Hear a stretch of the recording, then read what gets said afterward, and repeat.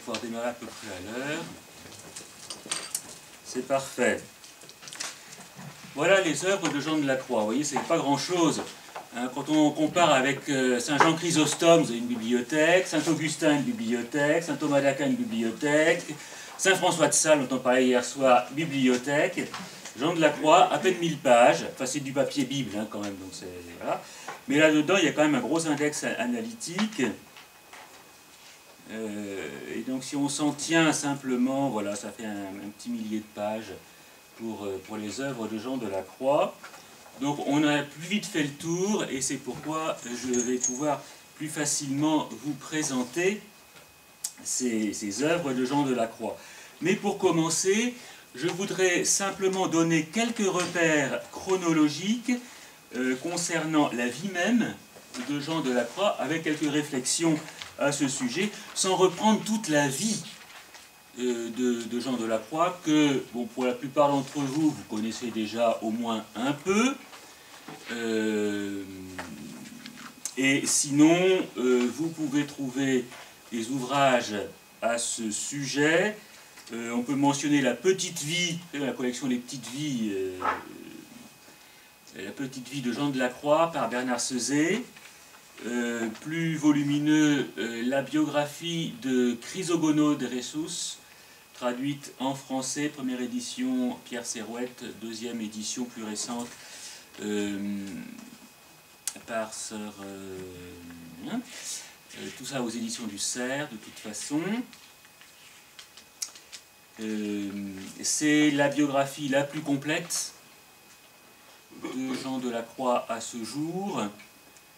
Il y a aussi l'ouvrage de Bruno de Jésus-Marie, un peu ancien, la dernière édition date des années 60, mais il a l'avantage d'être quand même très clair sur certains points particuliers de la vie de Jean de la Croix, en particulier au sujet des raisons qui ont conduit à son emprisonnement par les frères Carmes à Tolède.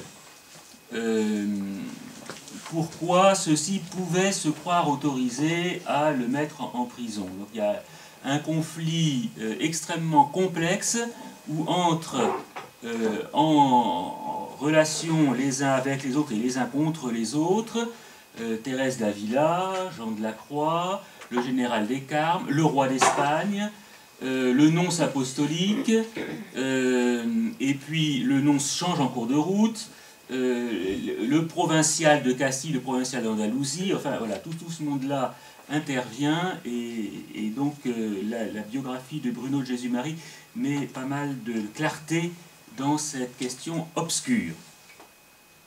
Voilà.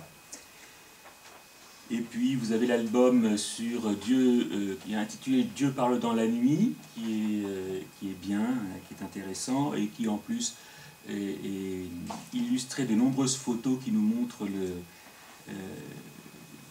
milieu de Jean de la Croix. Donc je n'insiste pas là-dessus. Une première date, 1542, la naissance de Jean de la Croix. On ne sait pas quel jour, parce qu'on sait que c'est à Fontiveros qu'il est né, et il a donc été baptisé aussitôt et inscrit sur les registres de baptême, mais l'église a brûlé depuis, de sorte que ces registres ont été perdus, et on ne sait pas quel jour il est né. On suppose, mais c'est un peu gratuit, qu'il a pu naître soit un 24 juin, soit un 27 décembre, et ce serait la raison pour laquelle on lui aurait donné le prénom de Jean. Mais ce n'est pas sûr. Voilà. Ensuite, les biographies, notamment celles que je vous ai mentionnées, disent toutes avec une belle unanimité que Jean de la Croix est né dans une famille certes pauvre, mais d'origine noble. Du moins son père aurait été un homme noble qui s'adonnait cependant au commerce et aurait rencontré ainsi une pauvre tisserande, Catalina Alvarez, et tombé amoureux d'elle, l'aurait épousée. Or, dans les contes de fées, les princes charmants épousent les jolies bergères, mais dans la vraie vie, non. Et pas en Espagne au XVIe siècle. Désolé. Non. Donc, c'est probablement une légende inventée après coup, attestée par les témoins qui ont témoigné pour le procès de béatification de Jean de la Croix plus tard, mais qui était quand même marquée par une certaine idéologie qui voulait qu'un saint soit issu de la noblesse. Ce n'est pas tout à fait gratuit comme supposition, parce que nous avons aujourd'hui un regard qui est marqué par Beaumarchais, par exemple, Noces de Figaro, vous êtes donné la peine de naître, pour avoir tous vos privilèges, d'Almaviva. Mais, effectivement, noblesse oblige. Donc, quand on appartient à la noblesse, effectivement, on a des prédispositions à la sainteté. Et donc, supposant cela, on a voulu faire naître Jean de la Croix d'une famille noble qui serait tombée dans une grande déchéance suite à ce mariage, à cette mésalliance accomplie par son père. Bon, en fait, ça aurait été réinventé. 1542, cela nous dit quand même que Jean de la Croix a une génération de moins que Sainte Thérèse d'Avila, qui est née en 1515, comme tout le monde le sait.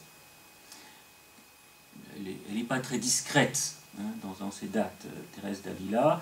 Elle a trouvé le moyen de naître en 1515, la date la plus connue des écoliers français, et elle va trouver le moyen, ce qui est quand même assez fort, de mourir dans la nuit du 4 au 15 octobre 1582.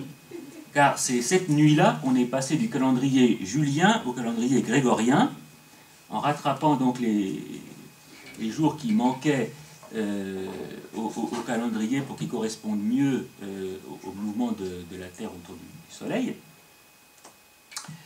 Et c'est cette nuit-là qu'elle est morte. Comme le 4 octobre était déjà pris par Saint François, on la célèbre donc le 15 octobre. Donc 27 ans de plus que Jean de la Croix. Et il y a donc entre eux un rapport de maternité-filiation, mais qui se produit aussi un peu paradoxalement dans les deux sens. Jean de la Croix est bien fils de Sainte Thérèse, parce que c'est elle qui va lui enseigner sa manière particulière de vivre le Carmel, en particulier à travers l'oraison. Et lorsqu'elle va fonder plusieurs de ces monastères de carmélites, elle emmène dans ses bagages Jean de la Croix, notamment pour lui montrer la manière de vivre, la vie fraternelle et l'oraison. Elle le dit explicitement, et donc il va vraiment être l'héritier de ce charisme thérésien et l'introduire dans la réforme des frères carmes. Mais il y a un rapport inverse qui va se produire. Aussi, Thérèse désigne Jean de la Croix à Anne de Jésus, fondatrice du monastère de Grenade, puis en France. Elle fait partie du groupe des carmélites qui vont venir en France à l'appel de Madame Acquary et du père de Bérulle pour implanter le Carmel réformé dans notre pays, à Paris, à Pontoise, etc. Une grande expansion très très vite. Donc Anne de Jésus est une figure très importante de la réforme du Carmel, et exilée à Grenade, elle se plaint de sa solitude. Et Thérèse d'Avila lui envoie une lettre bien sentie pour dire: comment pouvez-vous estimer que vous êtes dans la solitude alors que vous avez là-bas mon père Jean de la Croix qui est véritablement le père de mon âme. Il a une génération de moins, mais Thérèse l'appelle le père de son âme. Et c'est vrai. C'est vrai parce que pendant qu'il est confesseur au Carmel de l'Incarnation d'Avila, dont Thérèse a été nommée prieure, elle se confie à lui, et en particulier, elle lui confie une petite imperfection qu'elle a, parmi beaucoup d'autres, son goût pour avoir de grandes parcelles du corps du Christ au moment de la communion. Alors elle sait très bien que le Seigneur est tout entier présent dans la moindre parcelle du pain eucharistique. Mais voilà, affectivement quand même, elle est contente lorsqu'on lui donne un grand fragment. Et elle le dit à Jean de la Croix. Et là, nous voyons bien le caractère de Jean de la Croix qui ne se laisse pas impressionner par la stature de la Madré, qui déjà, à cette époque, commence à avoir une certaine importance dans la vie de l'Église d'Espagne. Et lui, petit Genot, lorsqu'il lui donne la communion la fois suivante, ostensiblement, il rompt l'hostie pour lui donner un tout petit morceau. Là, ça lui fera les pieds. Hein. Et c'est à cette occasion-là que Thérèse va entrer dans les 7e demeures. Elle raconte après que c'est à ce moment qu'elle parvient au sommet de son union avec le Seigneur à l'occasion de cet événement. Parce que ce qui lui manquait effectivement, c'était ce détachement complet, y compris dans son affectivité, par rapport à la manière dont elle pouvait communier. C'est pas ça qui est important, c'est de s'unir à la personne même du Christ dans la communion eucharistique. Et Jean de la Croix, donc, qui a repéré cette imperfection, va la corriger, sans se laisser impressionner donc, par la stature qu'a acquise déjà Thérèse d'Avila. Et de fait, il la libère de cet attachement qu'elle avait, et ça lui permet d'entrer pleinement désormais dans le mariage spirituel, ou selon la terminologie de Thérèse d'Avila elle-même, les 7e demeures. Voilà. Donc je n'insiste pas sur la famille pauvre de Jean de la Croix. Il va y faire une toute petite allusion lorsqu'il parle des joies très discutables que peuvent donner les perceptions sensibles. Et il dit, au détour d'une phrase, « De la joie que l'on éprouve dans les bonnes odeurs vient le mépris des pauvres. » Ah oui, parce que les pauvres, ça sent pas bon. Et ça, il a dû l'éprouver quand il était un gamin qui mendiait dans les rues de Medina del Campo. Il a dû voir les belles dames, les beaux messieurs qui se tordaient un peu le nez devant ce gamin sale, crasseux.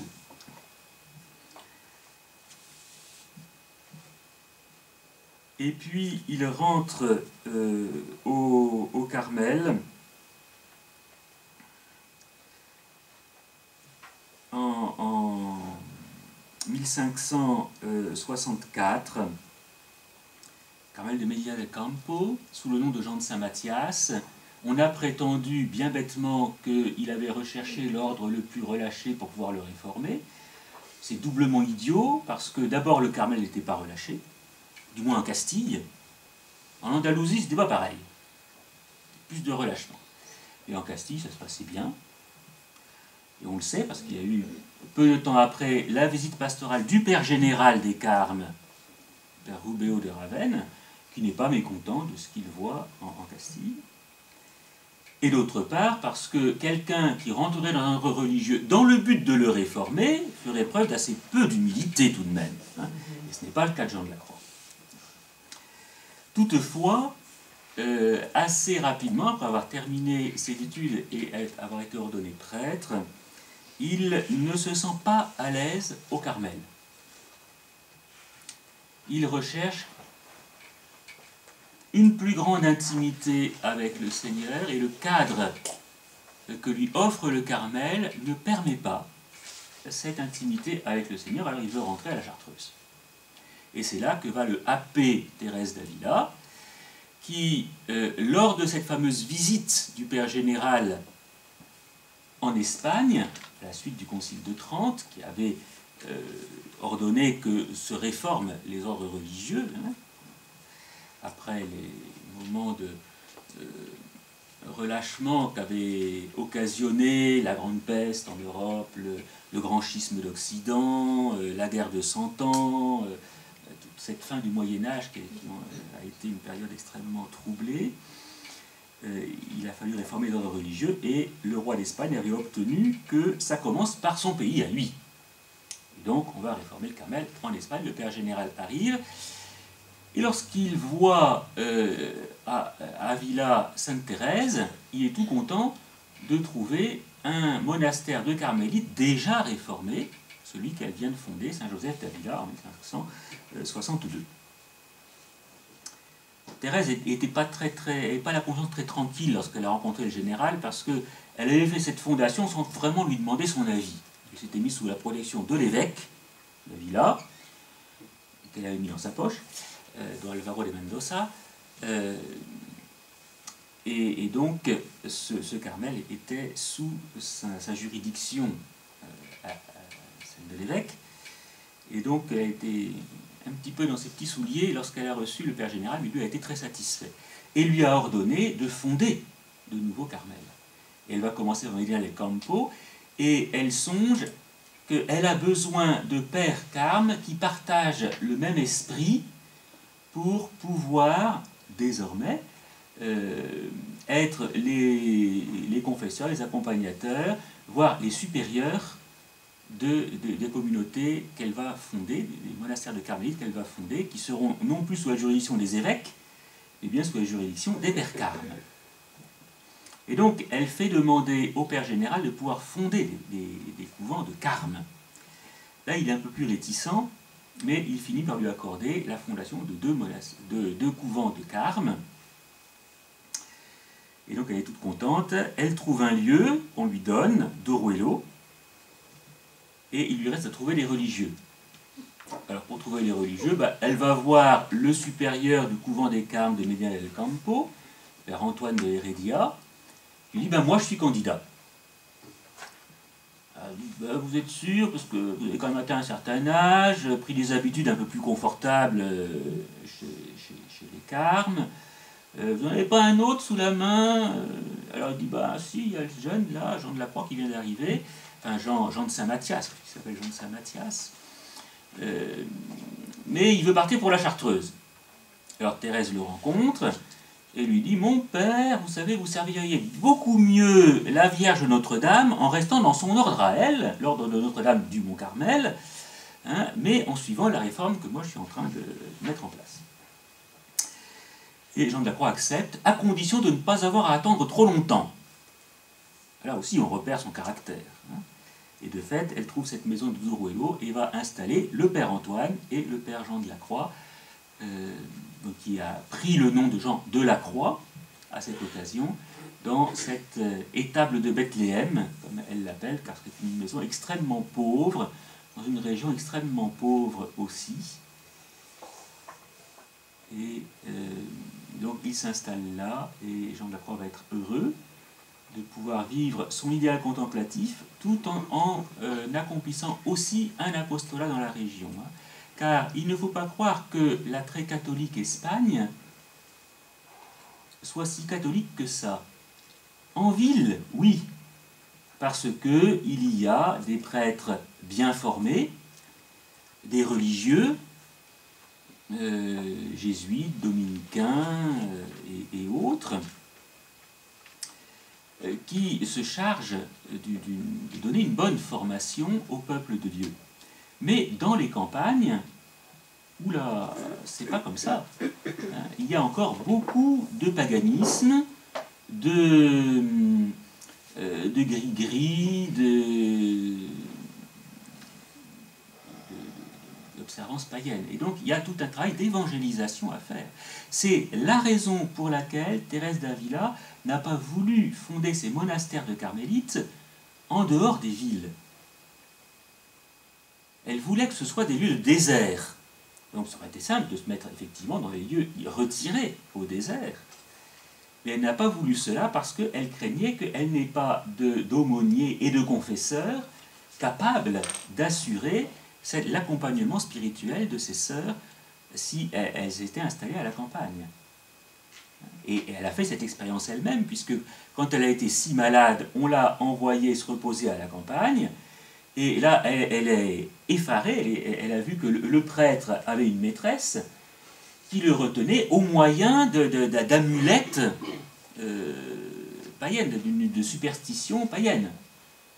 Donc elle a dit, la campagne, ça va pas. On n'y est pas vraiment chrétien. Donc, il n'y a pas question de fonder à la campagne. Donc, elle va fonder en ville, et pour avoir le désert dans les villes, elle fait entourer ses monastères de murs de 5 mètres de haut. Ça, on est vraiment isolé, on peut vivre le désert, même si c'est dans la ville. À l'époque, évidemment, il n'y avait pas de hauts immeubles, comme on en a maintenant, et c'est pourquoi les carmélites ont quitté Bordeaux, par exemple, pour s'installer à Talence, ou à Toulouse, elles sont parties pour Muret, etc. Mais Duruelo étant en pleine campagne, Jean de la Croix et Antoine de Jésus vont s'adonner à un apostolat aussi auprès des populations. Bon. Et puis donc, à partir de 1571, il devient confesseur à l'Incarnation, donc d'où l'anecdote que je vous ai racontée. 1577, il est mis en prison par les grands carmes, bon, suite à l'imbroglio que j'ai évoqué, et c'est là qu'il va commencer à écrire, parce que c'est dans cette prison qu'il va atteindre, quant à lui, le sommet de sa propre vie spirituelle. Alors comment exprimer cette expérience spirituelle? Le langage humain peine à exprimer cela. Et donc, avec sa grande sensibilité, il va écrire des poèmes. Ils vont tenter d'exprimer l'inexprimable. C'est encore avec la poésie qu'on arrive le mieux à exprimer cela. Et donc Jean de la Croix est un classique de la poésie espagnole. Il est dans l'équivalent des Lagarde et Michard en Espagne, comme poète. Même s'il n'a écrit en gros que 1 millier de vers au total, c'est quand même une très belle poésie. Thérèse d'Avila a écrit elle aussi des poèmes, ils ne sont pas terribles. Elle est plutôt dans les manuels de littérature comme conteuse, comme épistolière. Elle a un style très vif, une très belle langue, et c'est à ce titre qu'elle est un maître aussi en littérature. Et Jean de la Croix, c'est plutôt comme poète, comme prosateur, il est franchement pénible. Avouons-le. Il est difficile à lire. Des phrases très longues. Et 40 lignes pour une phrase, ça ne lui fait pas peur. Style périodique qui rebondit. Donc le lecteur est un peu perturbé à lire cela. Et l'animal trouve le moyen d'écrire dans la préface de l'un de ses traités. Ben, c'est pas étonnant que ce soit un peu obscur ce que je vous écris, parce que je vous parle de la nuit obscure. Et si vous ne comprenez pas la première lecture, ben relisez, puis vous finirez par comprendre. Ah, le salaud. Et de fait, comme prosateur, bon, avec parfois des apophthegmes qui apparaissent au cours d'un traité, d'ailleurs aussi dans ses maximes, hein, on en trouve. Alors là, ce sont des petites phrases ramassées, très savoureuses au contraire. Mais la plupart du temps, son style est plutôt dur. Alors que comme poète, il est merveilleux. Et donc, c'est par la poésie qu'il va s'exprimer. Au cours donc de cet emprisonnement, il écrit les 31 premières strophes de son cantique spirituel. On ne sait pas exactement dans quel ordre il les a écrites. Il a dû les penser et il les couchera par écrit seulement après. Il se les chantait à lui-même, ce qu'il soutenait dans sa prison, parce que ce n'était pas très agréable. Il rédige aussi les 9 premiers romances. Donc un romance au masculin, c'est un genre poétique hérité du Moyen-Âge, un peu archaïque, qui est basé plus sur l'assonance que sur la rime. Et ces 9 premiers romances décrivent l'histoire du salut à partir de la Trinité. Le premier roman se paraphrase, les deux premiers romans paraphrasent le prologue de Saint Jean, et Jean de la Croix imagine ce dialogue d'amour entre le Père et le Fils, le Père et son Verbe. À partir de ce dialogue d'amour va être créé le monde, et puis, peuplant ce monde visible et invisible, les anges et les hommes. Et puis, on a ensuite l'histoire du salut, les prophètes, voilà, jusqu'à l'incarnation, où il nous décrit la joie qui entre dans le monde au moment où pleure, au contraire, le Fils de Dieu, petit bébé vagissant. Voilà, donc il souligne ce contraste entre la joie de l'incarnation du Verbe d'un côté et puis l'enfant Jésus qui pleure. Et ça s'arrête là. Il écrit aussi pendant cette période le poème de la source. Je connais bien la source qui jaillit et fuit, messe et de nuit. Donc, dans ce cachot de Tolède, les écrits de Jean de la Croix, les poèmes de Jean de la Croix sont plutôt des poèmes lumineux. Dans l'obscurité du cachot, il écrit des poèmes lumineux. Il s'évade entre le 15 et le 23 août, on sait que c'est pendant l'octave de l'Assomption, de 1578, évasion rocambolesque, qui fait tout à fait penser à celle de Fabrice del Dongo dans La Chartreuse de Parme, avec ses draps, etc. Enfin, vraiment. Et là, donc, il est envoyé au Vert en Andalousie, je ne sais pas si très vert l'Andalousie, mais en tout cas, loin des pères Carmes de Castille, qui tout à coup se sentent moins soutenus par le nonce apostolique, et donc les affaires le conflit va s'apaiser progressivement entre les grands Carmes et les Carmes déchaussés.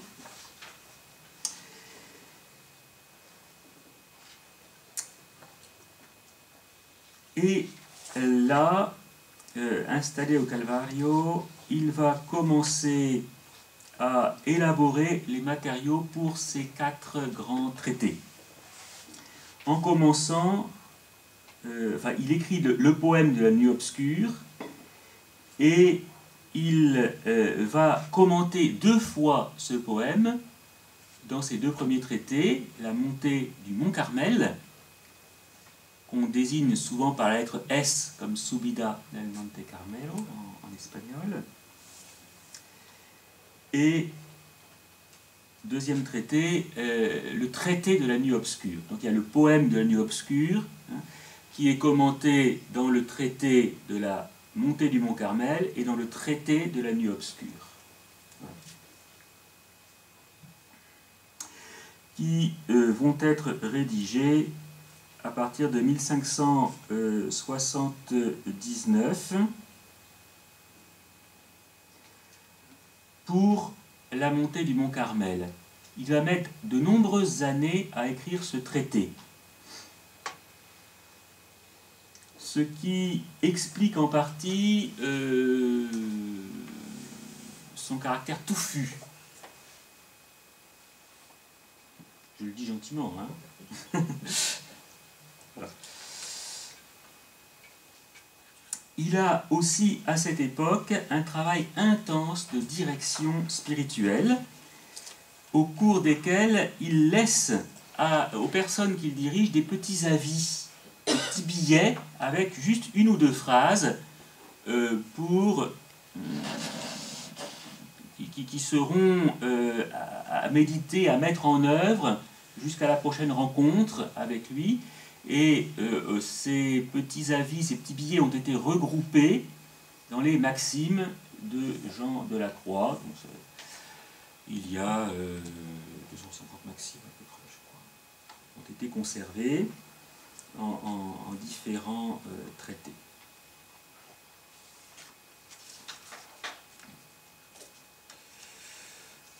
Voilà. Cette édition-ci note 210 maximes. La numérotation des maximes varie selon les éditions, y compris les éditions espagnoles. qui complique encore l'étude de Jean de la Croix.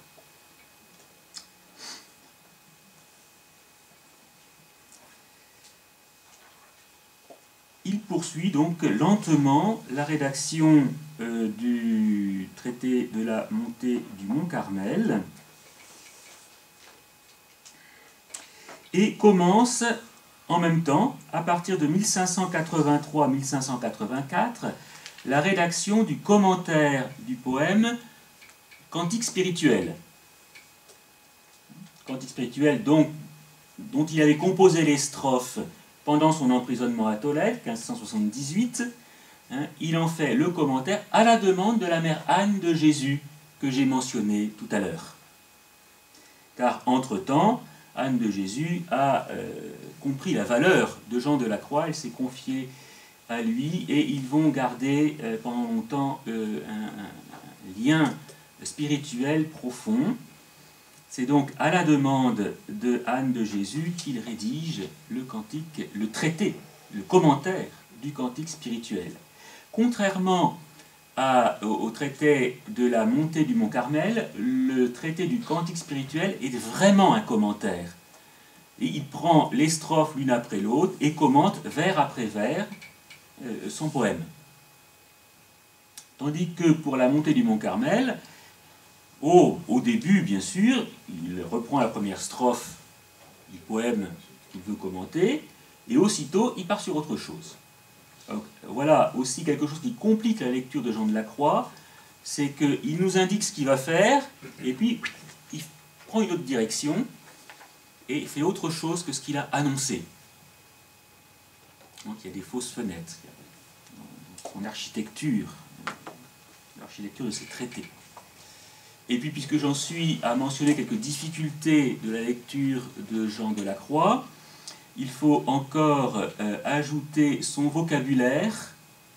Il emprunte un certain nombre d'expressions de la vie spirituelle à d'autres auteurs, mais il donne à ces expressions un sens qui lui est propre à lui. Donc, parfois, on essaie de lire Jean de la Croix à partir des auteurs qu'il exploite plus ou moins, en se disant, chouette, ça va nous aider à comprendre ce qu'il veut dire, et en fait, non. Au contraire,